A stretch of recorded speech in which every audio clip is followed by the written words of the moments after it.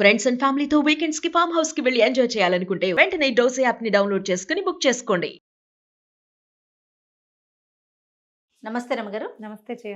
రమగారు, మంచి చందమామ కథ చెప్పుకుందామా? కొంతమందికి అదిరిపాటు ఉంటుంది, నేల మీద ఆగలేనితనం. అస్సలు ఆగరు రమగారు. పెనం మీద పేలగించలాగా పేలిపోతూ ఉంటారు. ఏమిటో ప్రతిదానికి వృద్ధానికి పేలిపోతారు. నాకేం తక్కువ అనుకుంటారు, నేను అందరికంటే ఎక్కువ అని భావిస్తారు. ఎక్కువగా ఉండాలని కోరుకుంటారు. ఇలాంటి ఒక రాజకుమార్తె కథ బాగుంది. కళింగ రాజకుమార్తె మైనావతి మహాందగత్తెట.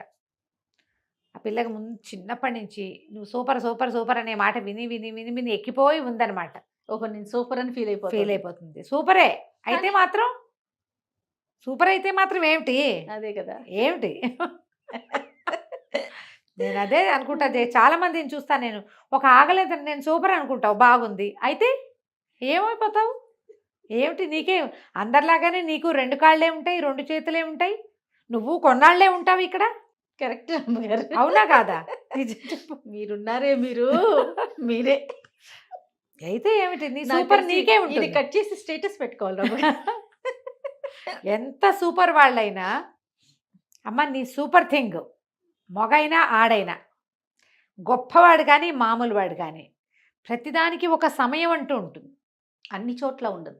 నీ సూపర్ థింగ్ని గుర్తించనివి, లెక్క పెట్టనివి, అది అసలు అవసరమే లేనివి ప్రపంచంలో నీ జీవితంలోనే బోల్డని ఉంటాయి. ఎందుకు సూపర్ అనుకోవాలి? ఒక తాత్కాలికమైంది. ఇప్పుడు నేను భలే బాగున్నారు మీరు ఇవాళ అంటే ఓకే, నేను ఎప్పుడు బాగుంటాను అంటే మహాసౌందర్యంతో బాధపడుతుంటారు కొంతమంది, అదో బాధ. అక్కడి నుంచి తమ తెలివితేటలు, తమ ప్రజ్ఞాపాఠవాల పట్ల ప్రతి వాడికి తాడిని మించిన వాడు, దాన్ని తలకెత్తేవాడు, దాన్ని తలదన్నేవాడు ఎప్పుడూ ఉంటాడు. పైగా ఈ తాడెక్కటము, తాడిని తలదన్నటము అన్ని చోట్ల ఉపయోగపడవు. ఎందుకు వచ్చింది? నేల మీద కాళ్ళు పెట్టుకుని ఉండకూడదు హాయిగా బాగా? ఎప్పటికీ ఉంటాయి ఆ కాళ్ళలా అని. నేల నిన్నెప్పుడు మోసం చేయదమ్మా. అవును, నువ్వు నిలబడ్డ నేల నిన్నెప్పుడు ఇబ్బంది పెట్టదు, హాయిగా నుంచోనిస్తుంది.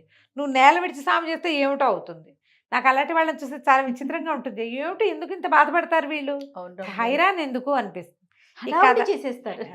ఏముండదు అక్కడ ఇంతకీ, ఇంకోళ్ళు వస్తారు వీళ్ళని మించిన వాళ్ళు, అంతే అంతే. కళింగ రాజకుమార్తె ఈ మైనావతికి మహాసౌందర్యంతో బాధపడేది, మహా అదిరిపాటు, ఎవరిని లక్ష్య పెట్టేది కాదు, దురుసుగా ఏదో ఒకటి అనేసేది. ఏం బాగుండలేదు, ఏం బాగుంది అలా మాట్లాడేది. సరే పిల్ల పెద్దదైంది, అమ్మాయికి పెళ్లి కొడుకుని చూద్దాం అనుకున్నారు. దేశాల నుంచి పటాలు తెప్పించారు. వాడు ఎర్రగా కందగడ్డలా ఉన్నాడంటుంది, వీడి చెవులు పిల్లిలా ఉన్నాడంటుంది, వాడు అలా ఉన్నాడంటుంది, వాడు గుండ్రంగా కాస్త బొద్దుగా ఉంటే పొన్నకాయ అంటుంది, సన్నగా ఉంటే ములక్కాయ అంటుంది. ఇహ ఆవిడిష్టం. అయితే రాజుగారికి విసుగు పెట్టింది, పటాలు వద్దులే, మనకెట్లాగూ స్వయంవరం ఉంది, స్వయంవరం పెట్టిద్దాము, పిల్ల తనే సెలెక్ట్ చేసుకుంటుంది పోని అని స్వయంవరం చాటించాడు. ఈమె మహాసౌందర్యాన్ని విని ఉన్నటువంటి చుట్టుపక్కల రాజ్యాల వాళ్ళందరూ, రాజకుమారులంతా తరలొచ్చారు. తరలొస్తే పిల్ల ఇవాళ పెళ్లి చేసుకోవాల్సిన రోజు కదా, తల వంచుకుని ఉండవలసిన రోజు, కానీ ఎత్తి చూడాలి. ఇది ఏమంటారు, స్వయంవరం, అమ్మాయే చూసుకోవాలి. చూసిన ప్రతి వాళ్ళని చూసి పెదవి విరిచేసింది. ఎవరు నచ్చలే, ఎవరు నచ్చల.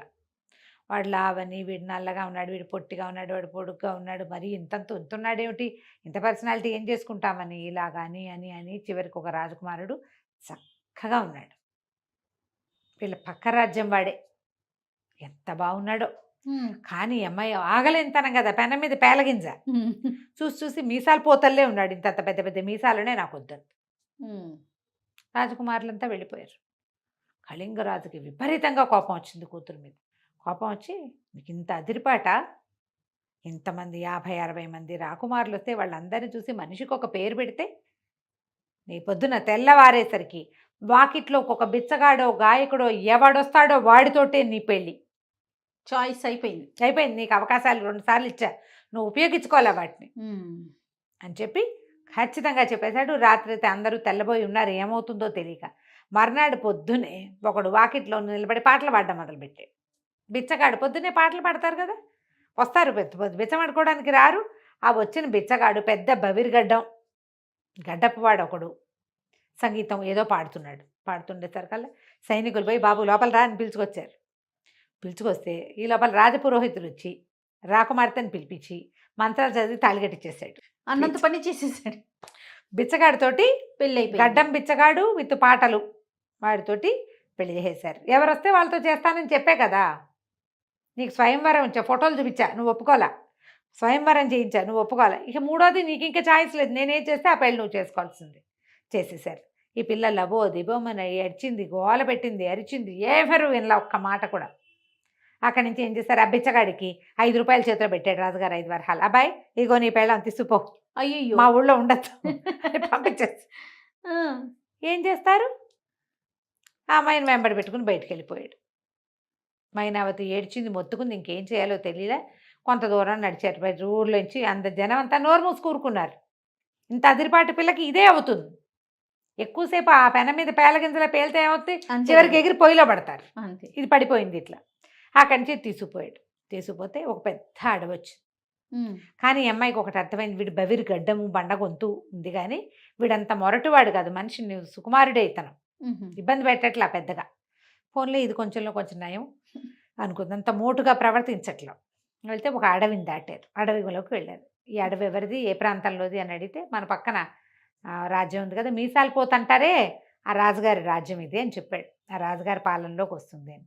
అక్కడి నుంచి తీసిపోయి ఒక గుడిసెలోకి ప్రవేశపెట్టాడు. ఇదేమిటి ఇక్కడికి తీసుకొచ్చావునంటే, ఇదే మన ఇల్లు, మా ఇల్లు ఇదే, మనం ఇక్కడే ఉండాలన్నాడు. ఏం చేస్తుంది, ఆ చిన్న పూరు గుడిసెలోకి ప్రవేశించి ఓ చీపురు ఏదో ఉంటే అది పెట్టి అదంతా ఊడ్చి, ఆ పక్కన ఏదో చెరువు ఉంటే ఓ బిందె పట్టుకెళ్ళి అందులో ఇచ్చి నీళ్ళు తీసుకుని కుండతోటి ఇల్లంతా నీళ్లు చల్లుకుని ఇల్లు వాకిలి అంతా మెల్లిగా పొయ్యి వెలిగించి, మరి ఏం చేస్తుంది, ఆకలి కూడా వేస్తోంది. ఎప్పుడో రాత్రి తినది, పొద్దున పెళ్ళయింది, వచ్చేసింది నడుచుకుంటూ. సరే మెల్లిగా అన్నం వండింది. అక్కడ ఏవో బియ్యం పప్పు ఉన్నాయి, వంట చేసుకుంది. సరే అబ్బాయిని తను కూర్చుని అన్నాలు తిన్నాడు. తిన్నాక ఏమన్నాడు, నీకేమైనా పని వచ్చా అంటే నాకేం రాదు అంది. సరే ట్రై చేద్దామని ఏం చేశాడు, ఇంత వెదురు కోసుకొచ్చాడు.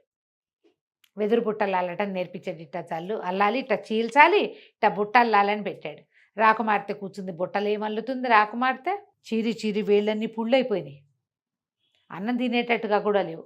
ఆ అబ్బాయి అన్నాడు, బిచ్చగాడు అన్నాడు, అమ్మాయి నీకు ఈ పని అయ్యేలాగా లేదు, నీ చేతులు బాచిపోయినాయి, ఇక బట్టలు కట్టుకోలేవు, తలకాయ కూడా దూకోలేవు, ఓ పని చేయి, పక్కన ఎవరో కుండలు చేసేవాళ్ళు ఉన్నారు, కుండలు తెచ్చిస్తాను, మరి కుండలు అమ్ముదువు కానీ, కూర్చుని చేసే పనే కదా, నువ్వు కుండలు చేయక్కర్లా, కుండలు నేను తెచ్చి పెడతానని ఓ 50 కుండలు ఒక బండి మీద వేసుకొచ్చాడు. అక్కడి నుంచి ఏం చేశాడు, ఊళ్ళోకి రాకుమార్తెని తీసుకుపోయి ఓ చోట చాపరిచి, ఇక్కడ కుండలు అమ్ముకురా అని చెప్పి వెళ్ళిపోయాడు. ఆ అమ్మాయి ఆ బండి, తోపుడు బండి తాకొచ్చి అక్కడ పెట్టాడు. ఆ బండి మీద ఉన్నవన్నీ ఆ చాప చక్కగా పరిచి కుండలన్నీ పెరిచి గడ్డం కింద చేయబెట్టుకుని కూర్చుంది.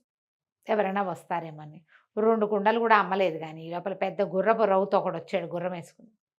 వాడేం చేశాడు, ఈ కుండల మీదకి పోనిచ్చి కుండలన్నీ తొక్కేశాడు. అది నష్టమే. నష్టం. ఈ అమ్మాయి కుండలు చేసిన వాళ్ళు ఏం చేయాలి, కుండలు పెట్టుకున్న వాళ్ళు కుండల వెనకాల కూర్చోకూడదు, కుండలకి ముందు నుంచోవాలి, ఎవరైనా వస్తే మీద పడిపోకుండా. ఈ పిల్ల ఎక్కడో చోట కూర్చోవటం అలవాటైన పిల్ల పోయి వెనకాల కూర్చుంది. కుండలన్నీ వదిలిపోయినాయి. నువ్వు చెప్పలేదుగా అన్నాడు ఆ గుర్రపు రవ్వుతో. ఏం చేస్తుంది, వాడు శస్త్రాన్ని అవి పెట్టుకుని సైనికుడు, వాడినేమంటుంది, బిక్కమొహం వేసుకుని సాయంత్రం చాప చోటు సంకలో పెట్టుకుని ఇంటికి వచ్చింది. ఏవి డబ్బులు అన్నాడు. ఏం చేయను, మొత్తం అన్నీ పగిలిపోయినాయి, ఇట ఎవరో తవ్వేశారు, తన్నేసేసాడు అంటే. సరే ఏమన్నాడు, సరే నీకు ఈ పని వల్ల కావట్లేదు, పోనీ ఏదో కొంచెం వంట వచ్చింది కదా, నీకు వచ్చు కదా, వండుతున్నావు కదా, రాజుగారి వంటశాలలో ఏదో ఒక పని చేద్దు కానీ అని చెప్తే బిక్కమొహం వేసుకుంది. ఇది ఈ రాజ్యం ఎవరిది, తను వద్దనుకున్న మీసాల పోతు రాజుది. ఓహోహో, వాళ్ళ వంటశాలలో పనిచేయటం ఏమిటి నేను, కానీ మరి నాకు ఇంకో దిక్కేది, నాన్న లేడు, ఇల్లు వాకిలి లేవు, రాజ్యం లేదు, భోజ్యం లేదు, వీడెవడో బిచ్చగాడు మొగుడు. సరే తీసుకుపోయి నాకు అక్కడ వంట వాళ్ళు చాలామంది తెలుసు, అక్కడ పెట్టిపిస్తానన్నాడు. సరే లోపల వెళ్ళింది. అక్కడ కూరగాయలు తరగటము అట్లా వంగి పని చేయటం మెల్లిగా మొదలుపెట్టింది. రోజు సాయంకాలం అయ్యేసరికల్లా ఏవో భక్ష్యాలు అవి ఇవి ఇచ్చేవాళ్ళు. అవి ఫోన్లో మూట కట్టుకుని కొంగులో ఇంటికి తీసుకొచ్చేది, భర్తకు పెట్టేది. 10 రోజులు ఏమో గడిచింది. 10 రోజుల తర్వాత పెద్ద పెళ్లి సన్నాహం జరుగుతోంది. ఎవరిదో పెళ్ళి, ఆ మీసాలు పోతుందే పెళ్ళో ఎవరిదో తెలీదు, కానీ పెళ్లి సన్నాహం జరుగుతుంది. బోల్డ్ పిండి వంటలు వండారు. అక్కడి నుంచి వంట చేస్తున్న ఒక అతను ఉన్నాడు లోపల. అతనికి ఈ అమ్మాయి సహాయంగా ఉందన్నమాట. ఏమన్నాడు, సరే సాయంకాలం అయ్యేసరికల్లా ఈ అమ్మాయి పిండి వంటలన్నీ మూట కట్టుకుంది, కొంగులో పెట్టుకుంది, వెళ్ళొస్తారంటే ఏమన్నాడు, మరి పెళ్ళి కదా, బోళ్ళు దీపాలు అవి పెడతారు, ఎంత బాగుంటుందో, చాలా విద్యుత్ దీపాలు అవి అలంకరిస్తారు.